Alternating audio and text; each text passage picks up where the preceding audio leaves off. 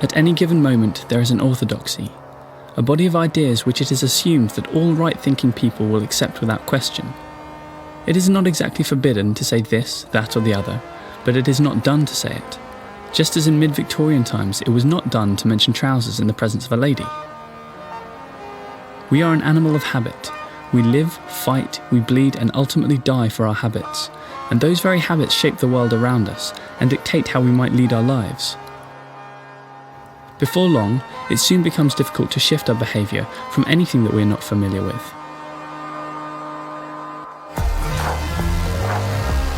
This is a film about you, me, and the routine of obedience.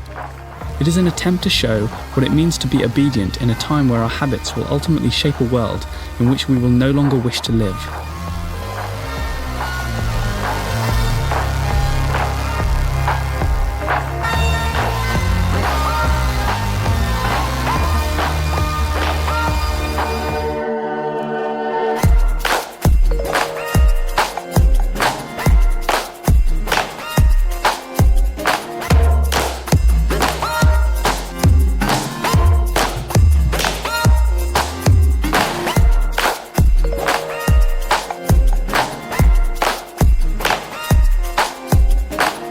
The world as it is today is a place where companies have replaced countries. It is no longer the governments of countries that decide how things run and how people live. Instead, prime ministers have been replaced by directors, presidents with CEOs, parliaments with board members, and civil servants with business strategists. Dominant shareholders drive policies, not constituents. Former world leaders leave administrations to return to work for banks or giant investment firms, whilst we scout for the next generation of politicians from successful corporations, as if to imply that running a profitable company is like representing and deciding how people are to live their lives. It was not long ago that we saw big businessmen as people to be wary of, but somehow we have invited them to lead our countries. We unite behind brands, behind celebrities rather than behind nations. We have become more than nation states. We are corporation states. But how did this happen? At what point did business replace government? Unregulated capitalism had proved itself to be deeply flawed in the Great Depression. So why is it everywhere today?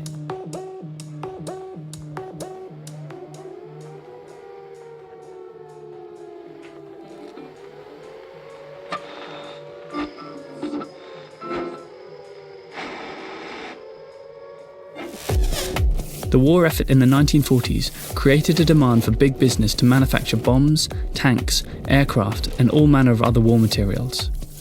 Many companies adjusted their assembly lines to suit the needs of war. It was highly profitable.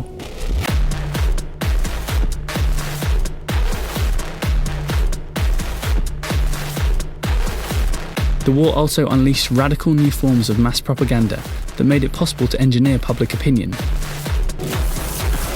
There were revolutions in radio, cinema, photography, cheap mass publications and graphic art.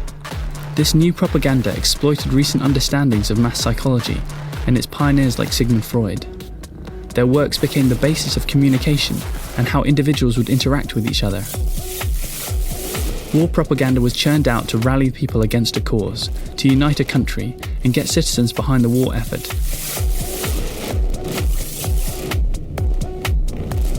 As the war persisted, corporate profits boosted the US economy, and people began to readdress their criticism of the capitalist system. But the war also destroyed long-held values and self-perceptions that had once characterized contemporary life. It replaced them with fear, distrust, and the hedonism of the consumer society. Before the 1940s, there existed many mass movements enraged by the abuses of business. But this new propaganda drove any and all competing ideas and values underground. It vilified all who did not speak in the language of business and state. War propaganda not only bolstered support of the war, but also discredited dissidents and reformers as traitors. This rise of mass propaganda effectively killed populism. It began the death of the traditionally liberal forces that could offer a resistance to the capitalist machine.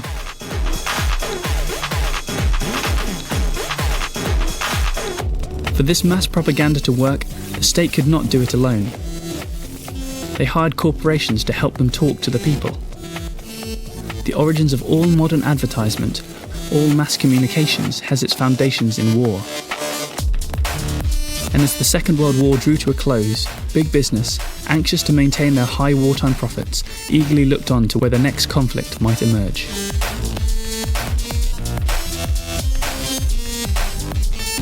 To ensure financial security during the Cold War, giant US corporations began to split their manufacturing lines throughout the US to provide as many jobs in as many states as possible. In this way, they had a powerful influence over the government.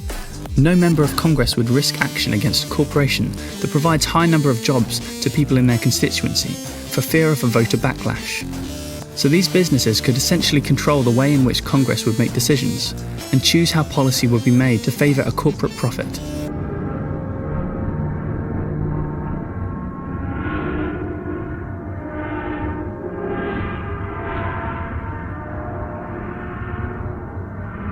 This was a huge advance in the privatisation of the US government, and from here on priorities were increasingly made according to what was good for corporations rather than what was good for the people.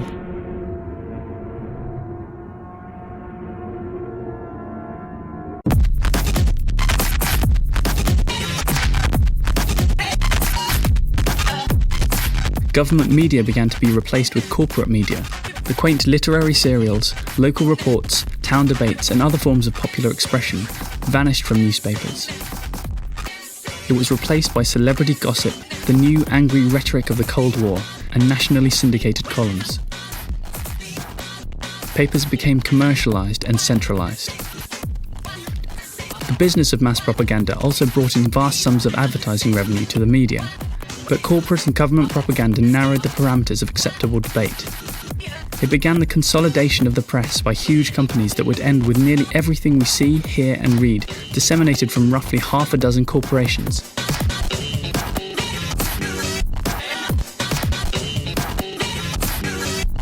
And for all of Rupert Murdoch's talk of ending the reign of the elites, he presided over the rise of media monopolisation. It turned the news into the elite's echo chamber.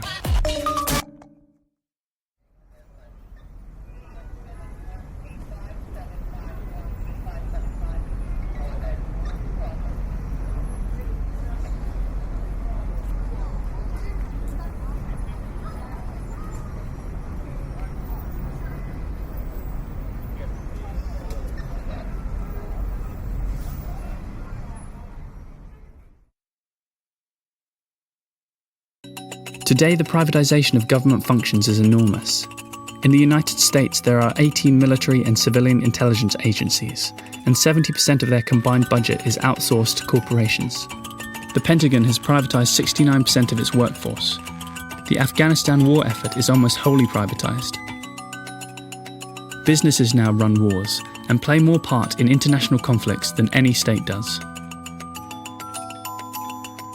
Corporations have 35,000 lobbyists in Washington and thousands more in state capitals that dole out corporate money to shape and write legislation.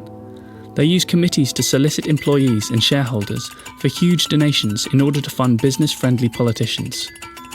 It is now a global practice, from the Politburo of China to the British Parliament. Labour leaders make lavish salaries and are considered junior partners within corporate capitalism, as long as they do not speak in the language of class struggle. Politicians, like generals, are loyal to the demands of the corporate state in power. They retire to become millionaires as lobbyists or company managers.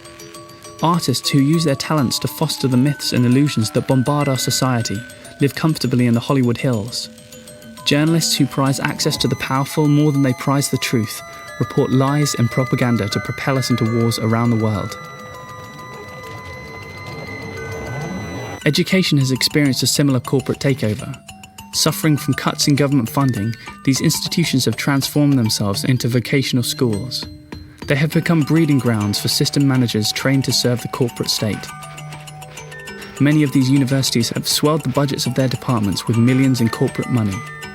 University deans, paid enormous salaries as if they were heads of investment banks, are judged almost solely on their ability to raise money. The arts, just as hungry as the media for corporate money and sponsorship, refuse to address the social and economic disparities that create suffering for tens of millions of citizens. Commercial artists peddle mythical narratives once propagated by corporations, self-help gurus, Oprah Winfrey and the Christian right, that if we dig deep enough within ourselves, focus on happiness, find our inner strength or believe in miracles, we can have everything we desire. We inhabit a system of inverted totalitarianism, the political coming of age of corporate power and the political demobilization of the citizen. Inverted totalitarianism differs from classical forms of totalitarianism, which revolve around a demagogue or charismatic leader. It finds its expression in the anonymity of the corporate state. The corporate forces behind inverted totalitarianism do not replace decaying structures with new revolutionary ones. They do not import new symbols or iconography as classic totalitarianism movements do. They do not offer a radical alternative. Corporate power claims to honour electoral politics, freedom and constitutions, but these corporate forces corrupt and manipulate power as to make democracy impossible. We have yet to fully grasp that corporations are not concerned with the common good. They exploit, pollute, impoverish, repress, kill and lie to make money. They throw poor families out of homes, let the uninsured die, wage useless wars to make profits, poison and pollute the ecosystem, slash social assistance programs, gut public education, trash the global economy, plunder the government treasuries and crush all popular movements that seek justice for working men and women. They worship money and power. Capitalism is a revolutionary force that consumes greater and greater numbers of human lives until finally it consumes itself, leaving nothing but a dead zone.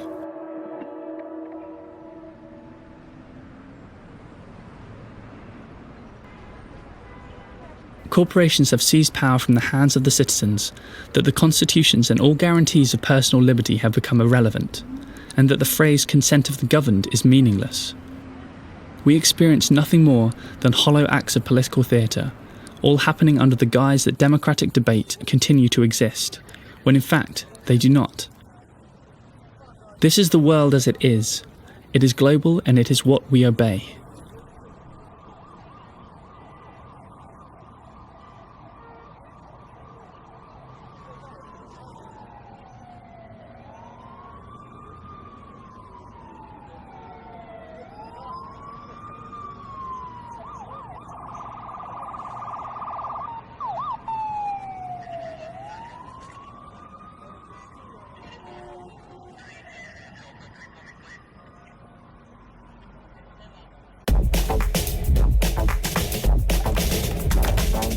The vague and unspecific promise of a better tomorrow is all that politicians have left to offer. It is only with this system of unfettered capitalism that they promise us the brighter future that awaits us, our brave new world. This is the future of the current system. This is the future of obedience.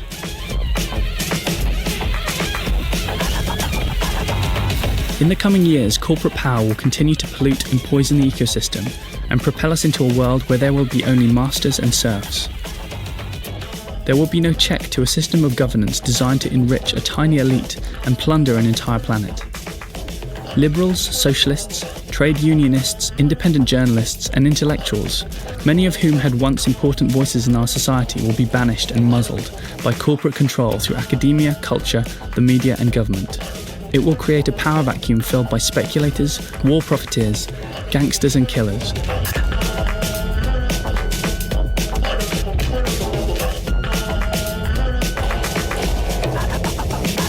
The patriotic citizen, plagued by fear of job losses and possible terrorist attacks, will give their support to widespread surveillance and the militarized state. Military and intelligence agencies will be held above government, as if somehow they are not part of the government. The most powerful instruments of state control will effectively have no public oversight. The money that could be used to house and provide food and health to millions will be channeled to the development of increasingly sophisticated weaponry, like drones or AGM-144 Hellfire missiles, which suck the air out of victims' lungs. And yet the civic, patriotic, political language we will use to describe ourselves will remain unchanged. We will find our collective identity in the same national symbols. We will continue to deify our nation's founders, our leaders from history, but the countries we celebrate will become illusions. They will not exist.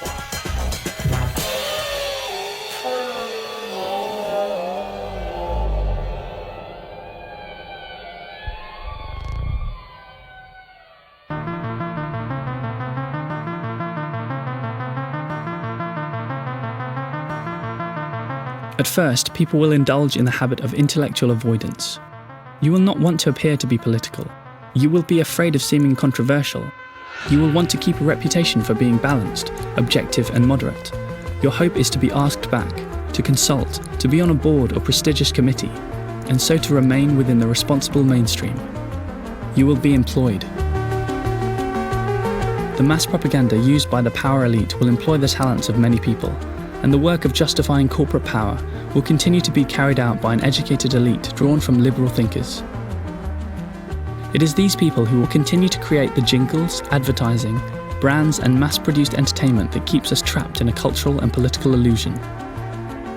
The corporate salaries that these individuals earn will sap their moral and intellectual independence. It is one of the ironies of corporate control that the corporate state needs the abilities of intellectuals to maintain power. Yet outside of this role, it will continue its refusal to permit intellectuals to think or function independently.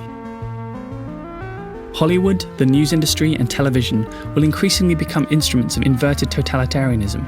They will saturate the airwaves with manufactured controversy, whether it is a political sex scandal, or the dispute between talk show hosts, or the extramarital affairs of celebrities. We will confuse knowledge with our potted responses to these non-events. Those who continue to resist will become members of the underclass. As long as they collaborate with the power elite and merge with the instruments of corporate oppression, there will be a few positions of comfort and privilege. But all those who seek to work as artists, journalists, professors, labour organisers, dissident politicians or clergy will increasingly struggle without adequate health insurance or reliable incomes.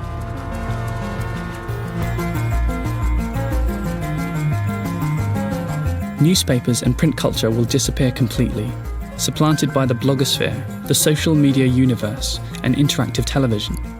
Ironically, we will watch an increasingly number of so-called reality shows, but reality will leave our culture.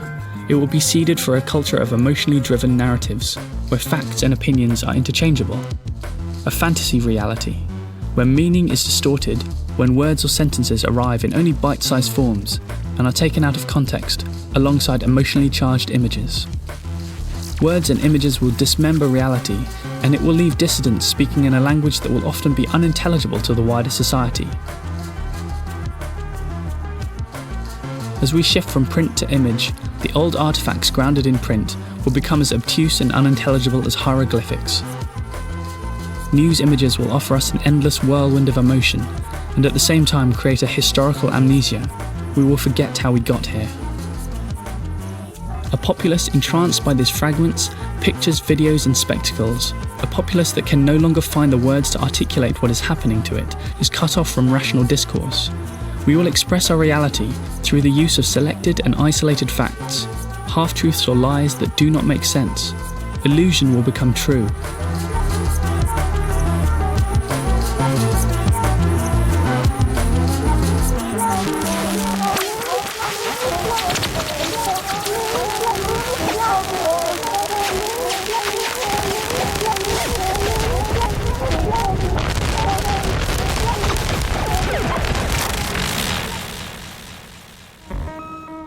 The great promise of the internet to open up dialogue, break down cultural barriers, promote democracy and unleash innovation and creativity is just a utopian dream. It will instead accelerate our division into antagonistic clans, where we are sucked into virtual tribal groups that chant the same slogans and hate the same enemies. Internet trolls will become digital crowd mobs. The web, like cable news outlets, will form anonymous crowds to vent collective rage, intolerance and bigotry.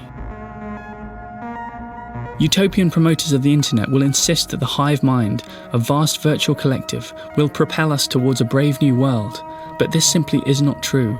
The internet is populated by the crowd and not the hive, and the crowd can turn into a mob all too easily.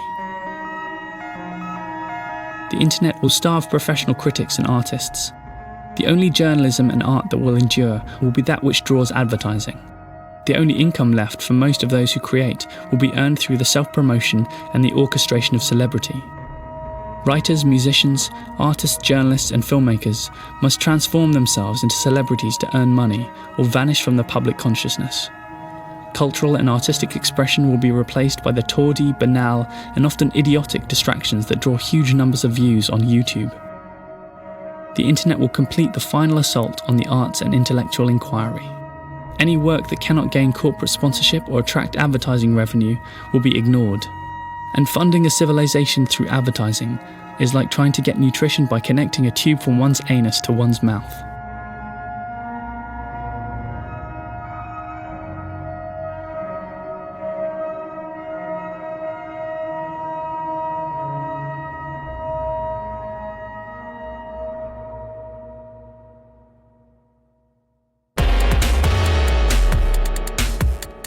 Ordinary citizens will increasingly suffer, and people will get scared.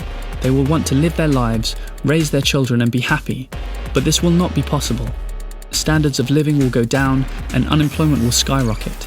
It will lead to random shootings and suicides. Acts of domestic terrorism will become commonplace, and the state will erode yet more civil liberties to control mass protests. Many will retreat into the dead talk of policy and analysis. Or worse, the far right, the BNP, the EDL, the Tea Party protesters, the myopic supporters of Sarah Palin, the veterans signing up for Oath Keepers, and the myriad groups of armed patriots will bring into their ranks legions of dispossessed workers, angry libertarians, and many others who until now were never politically active. The attraction of the right wing and the war makers will be that they appear to have the courage of their convictions. And it will not be right-wing parties that gain support, but far-right wingers who will sweep the polls.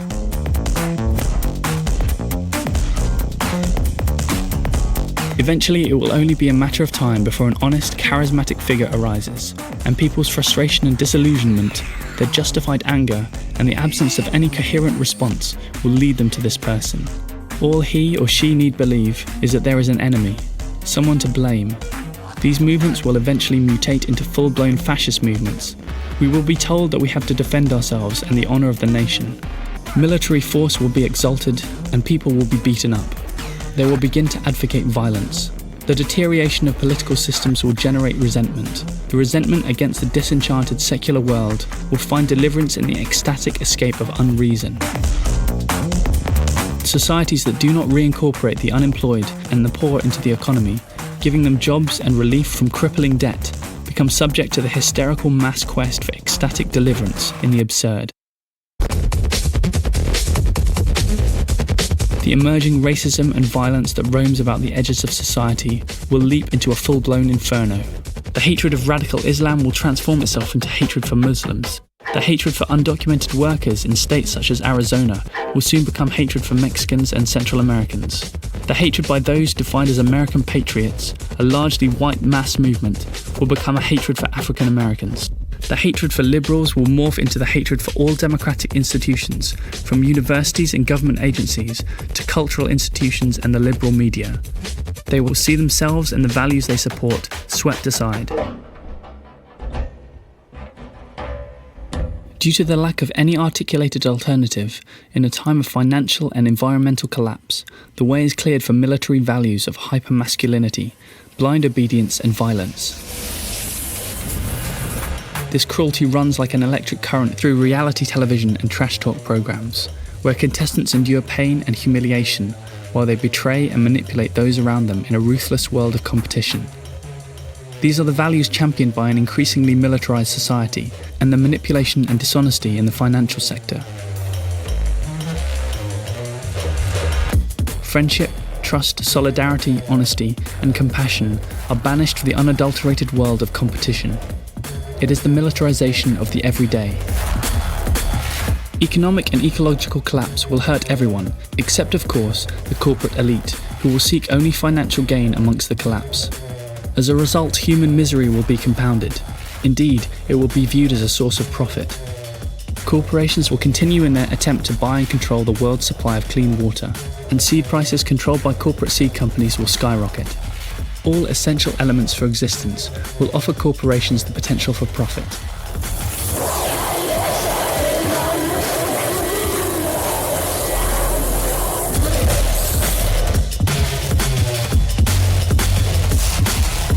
And the demand for capitalist expansion, in a time of growing scarcity and environmental collapse, means that we will endure harsher forms of abuse and repression.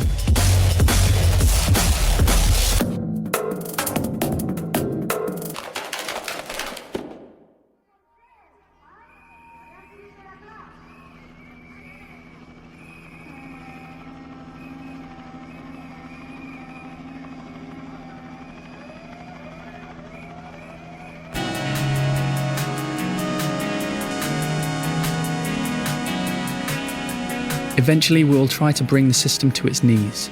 But we will realise ourselves as political beings too late. We will understand too late the dynamics of capitalism and human evil. We will realise too slowly that we must challenge every level of management. We will call for sweeping social transformations, and for this we will be destroyed.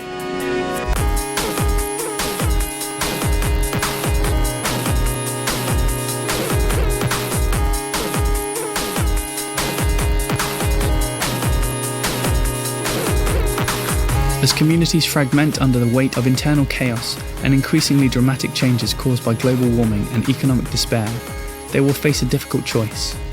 We can openly resist or retreat into a pure survivalist mode, a form of primitive tribalism. But this retreat will leave participants as morally and spiritually bankrupt as the corporate forces arrayed against them.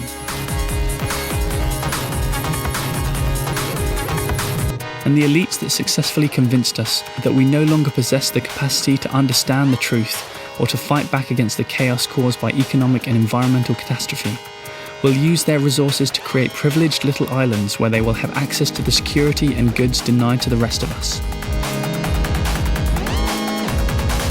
The masses may periodically strike out with blind fury against increased state repression, widespread poverty, and food shortages, but they will lack the ability and self-confidence to challenge in big and small ways the structures of control.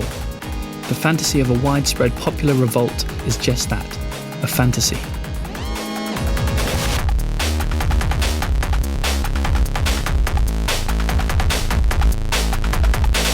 Many will also naively believe that it can be countered with physical resistance and violence. But violence has inherent problems. Those who prove themselves most adept at defending societies under siege come from the criminal class. Violence is a drug. Those most addicted to violence are those who have the access to weapons and a hunger for force. And killers rise to the surface of all armed movements, even those that could be defined as just, and contaminate them with the intoxicating and seductive power that comes with the capacity to kill and destroy. You pit monster against monster, and the sensitive, the humane, and the gentle, those with a propensity to nurture and protect life, are pushed aside and often murdered. It is a romantic vision of war and violence that is put forth by mainstream culture. Those who resist with force cannot hope to defeat the corporate state. They will not keep alive the cultural values that must be sustained if we are to have a future worth living. Armed resistant movements are always mutations of the violence that spawned them. Sometimes it is, of course, unavoidable, but violent response to repression, whether it achieves its goals or not, is counterproductive. Violence must be avoided, although finally not at the expense of our own survival.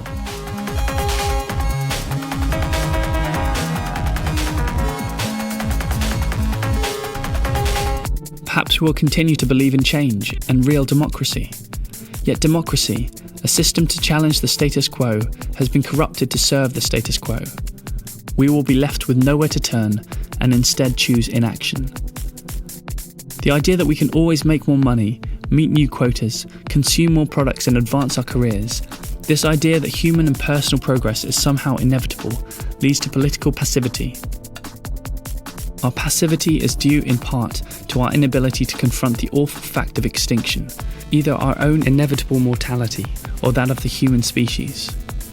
The emotional cost of confronting death is painful, and we prefer illusion.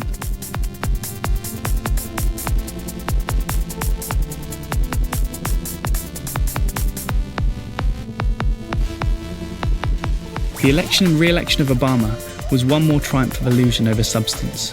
It was skillful manipulation and betrayal of the public by the corporate power elite. We mistook style and ethnicity for progressive politics and genuine change. The goal of a branded Obama, as with all brands, was to make passive consumers mistake a brand for an experience. And this is why Obama was named Advertising Age's Marketeer of the Year for 2008.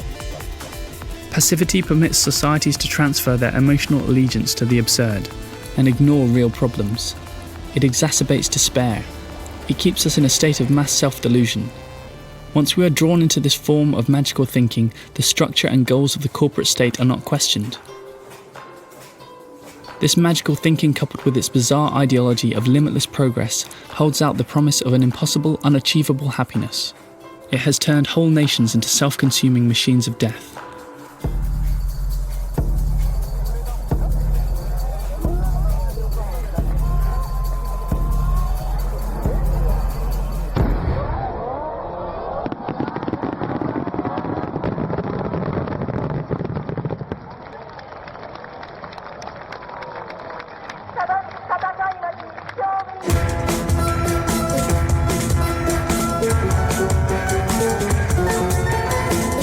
Once credit dries up for the average citizen, once massive joblessness creates a permanent and enraged underclass, once the cheap manufactured goods that are the opiates of our commodity culture vanish, we will evolve into a system that closely resembles classical totalitarianism. Cruder and more violent forms of repression will be employed as the softer mechanisms of control favoured by inverted totalitarianism prove useless. The huge bureaucracy that sustained the empire will cease to function as communities collapse into localised enclaves. The great monuments of capitalism, like the abandoned temples of past civilizations, will stand as deserted relics of a lost age as the world alters drastically around them. Some of us will build small, self-contained structures, ones that do as little harm as possible to the environment and try to weather the collapse. Those who survive will need isolated areas of farmland distant from urban areas. The cities will be like deserts, and violence will spread out across the urban landscape as produce and goods become prohibitively expensive and state repression becomes harsher and harsher. The giddy, money-drenched choreographed carnival, the petty spectacle of politics will divert our attention from the collapsing world around us.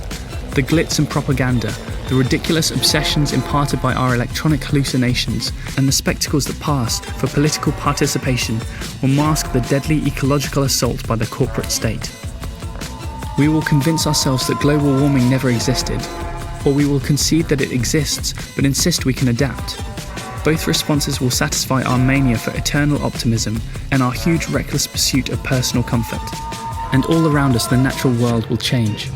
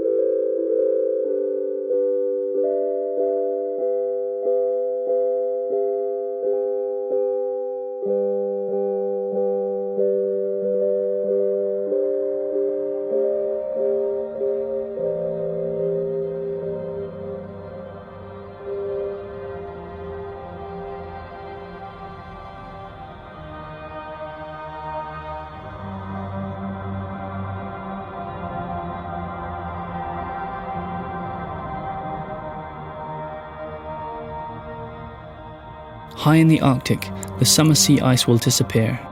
The dark water that remains absorbing more solar radiation than reflective white ice, significantly increasing the rate of global warming. The Siberian permafrost will disappear, sending up plumes of methane gas from the underground. The Greenland ice sheet and the Himalayan Tibetan glaciers will melt.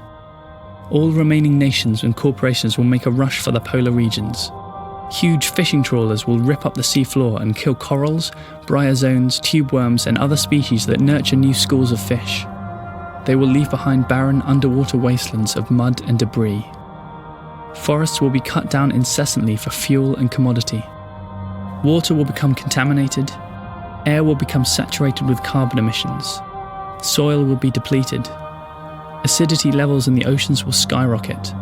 Atmospheric temperatures will soar. We will push the other animals we share this planet with towards extinction. The Earth will become ecologically impoverished. And someone, somewhere, will make obscene sums of money from it. Corporations, indifferent to what is sacred, will see the death of the planet as just another investment opportunity. They will scurry to mine the exposed polar waters for the last vestiges of oil, gas, minerals, and fish. And these very corporations will dictate our relationship to the ecosystem on which we depend for life, ruling out all chance of survival. The final phase of 5,000 years of settled human activity ends with collective insanity.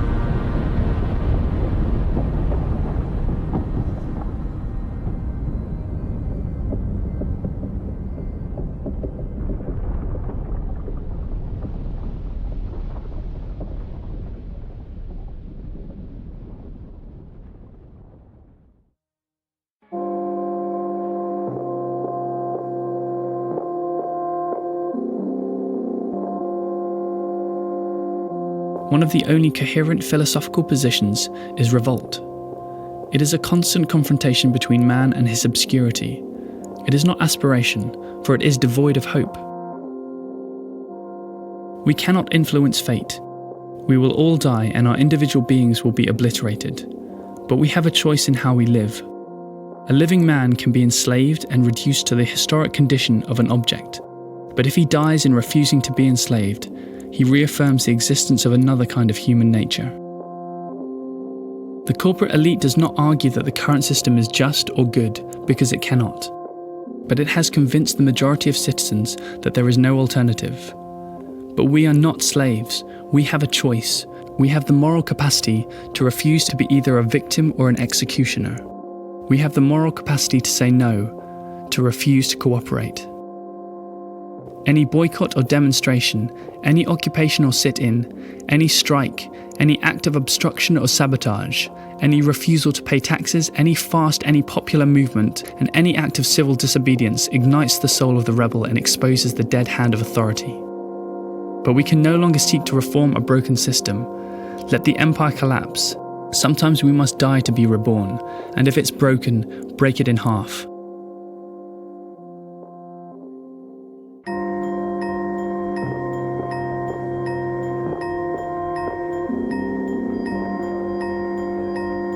We can march in Copenhagen, we can join the International Day of Climate Action and its worldwide climate protests. We can compost in our backyards and hang our laundry out to dry. We can write letters to our elected officials. We can vote for Obama and chant, "Yes, we can." But the corporate power elite is no longer concerned with our aspirations. Real changes for society do not and cannot start at the top where the power elites reside. Those who hold power will not act with the urgency required to protect human life and the ecosystem. Decisions about the fate of the planet and human civilization are in the hands of moral and intellectual ogres. These political and corporate masters are driven by a craven desire to accumulate wealth at the expense of human life. The leaders of these corporations now determine our fate. They are not endowed with human decency or compassion, yet their lobbyists make the laws. Their public relation firms craft the propaganda and trivia pumped out through systems of mass communication. Their money determines elections. Their greed turns workers into global serfs and our planet into a wasteland. As climate change advances, we will face a choice between obeying the rules put in place by these corporations and rebellion. Those who work human beings to death in overcrowded factories in China and turn the Gulf of Mexico into a dead zone are the enemy. They serve systems of death. We cannot appeal to their better nature. They have none.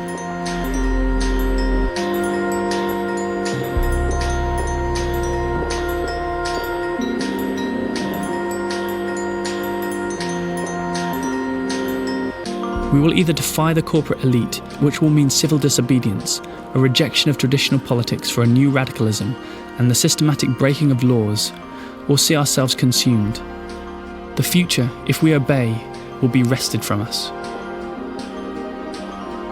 Acts of resistance are moral acts. They take place because people of conscience understand the moral rather than the practical imperative of rebellion. They should be carried out not because they are effective, but because they are right.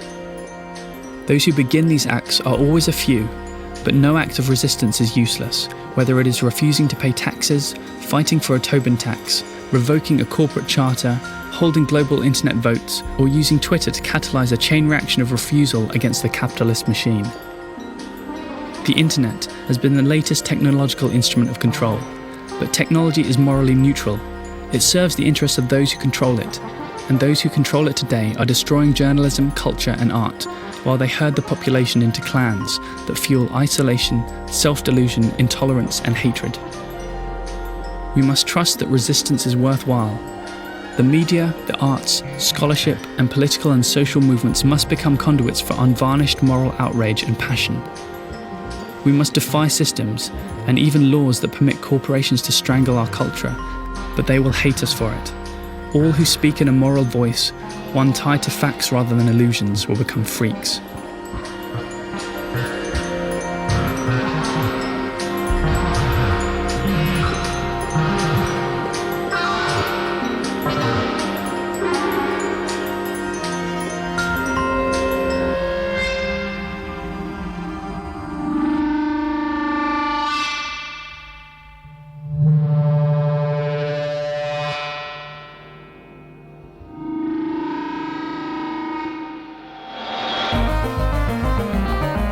Culture, once it no longer values truth and beauty, condemns its most creative and moral people to poverty and obscurity.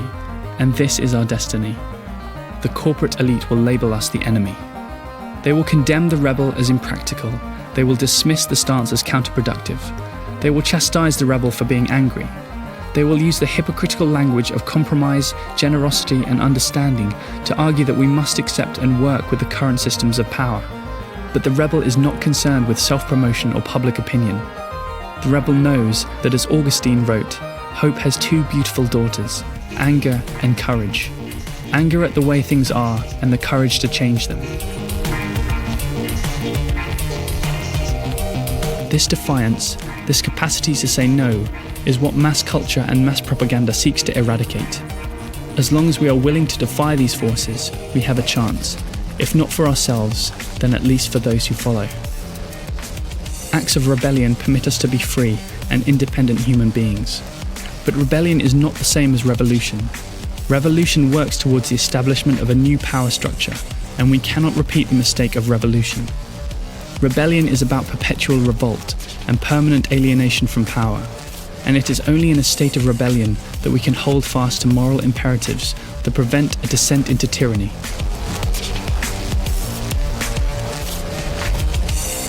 There's a time when the operation of the machine becomes so odious, makes you so sick at heart that you can't take part. You can't even passively take part. And you've got to put your bodies upon the gears and upon the wheels, upon the levers, upon all the apparatus, and you've got to make it stop.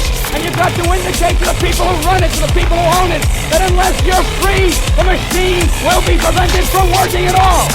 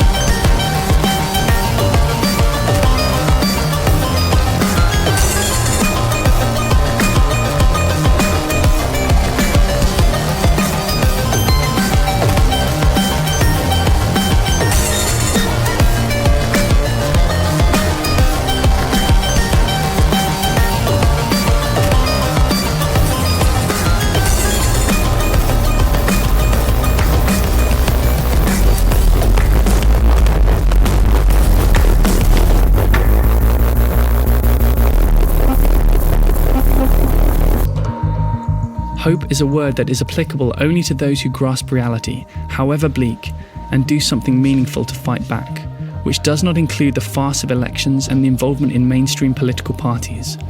Hope is about fighting against the real forces of destruction, not chanting "yes we can" in rallies orchestrated by marketing experts, or just begging Obama to be Obama. Hope in the hands of realists spreads fear into the black heart of the corporate elite.